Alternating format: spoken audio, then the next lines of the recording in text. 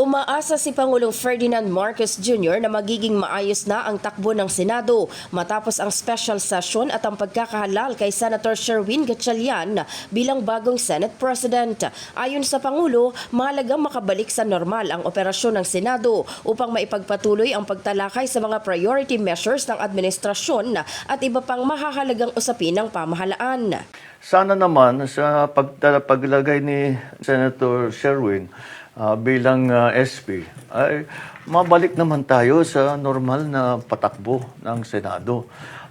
And that they can take care of the business of government, the business of legislation, and all these necessary legislation that we listed to show that our priority.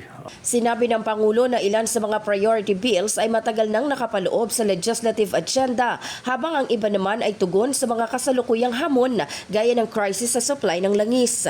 Kasabay nito, nagpahayag ang punong ehekutibo ng pag-asang makakatulong ang bago liderato ng Senado upang matapos na ang mga sigalot at maituon muli ang pansin sa mga usaping may direktang epekto sa mamamayan.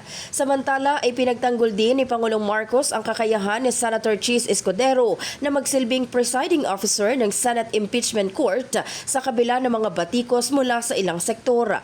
Ayon sa Pangulo, walang dahilan upang questionin ang kakayahan ni Escudero na pamunuan ang proseso. So, in terms of his ability to be able to run the trial, I don't think that's in doubt. As a matter of fact, the rules that were adopted by the Senate were the rules that Senator Chis wrote during the last year's impeachment, when they were handling the last year's impeachment complaint.